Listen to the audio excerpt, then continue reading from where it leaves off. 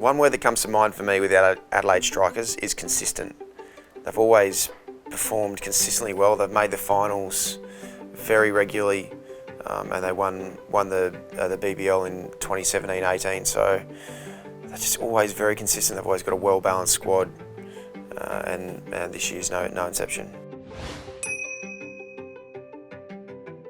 The one thing that's made the Adelaide strikers successful and consistent has been just a balance throughout their squad. Their bowlers they've had Rashid for the last 3 years. He's one of the best T20 bowlers, let alone spinners. He's a wicket taker.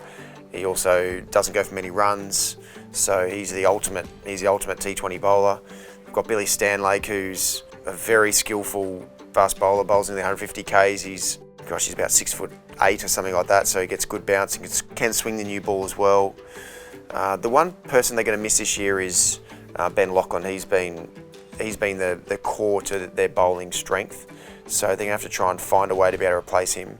But their balance across the board, their top order with Travis Head, Alex Carey, Jake Weatherall, have always had some good balance across the board.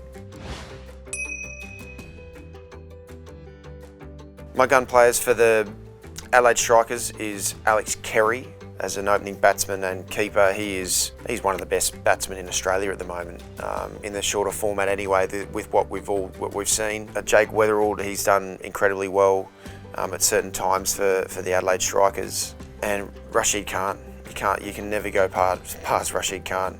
He's a wicket taker. He doesn't go for many runs at all. And you can never underestimate his batting as well. Gosh, he's scored some important runs in the teams he's played in over the last couple of years. He's a dynamic batsman as well.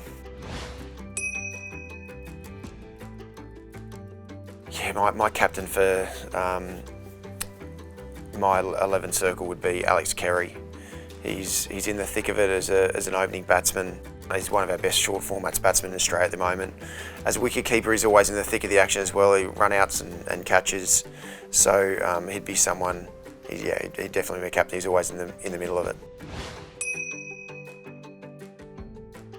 One strength for the Adelaide strikers is their batting, is their top order batting in particular.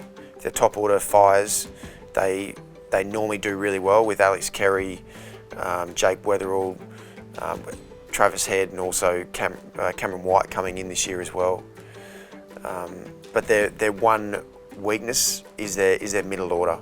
If their top order doesn't get runs, a lot of the time they don't normally have that much depth in their middle order and lower order to be able to get their team out of trouble. The one area that could hold the Adelaide strikers back is their fast bowling. Apart from Billy Stanlake, they don't have too many bowlers that can really close out a game. They haven't got too many death bowlers. So that's always been one of their biggest challenges. So it's normally a hard way to be able to close out your game if you don't have a couple of bowlers that you can really bank on now that Ben Lachlan's not there. So you have to fill that hole. Okay, so let's have a look at the full squad for the Adelaide strikers. A couple of key people who really stand out is their captain Travis Head, who's done well for them in the past. Michael Ness has always done really well as well. You can't ever underestimate him with the times that he bowls, and also his batting towards the back end can be very crucial. Peter Siddle's done very well over the last couple of years as well for the Adelaide strikers. The year that they won it in 2017-18, he was one of their key bowlers, especially from a defensive point of view, to get them out of trouble when they needed to. He was a big player for them. And then Cameron White is a great inclusion from an experience point of view in the middle order, which they've sort of struggled at times through that middle order, so he's going to provide a lot of experience.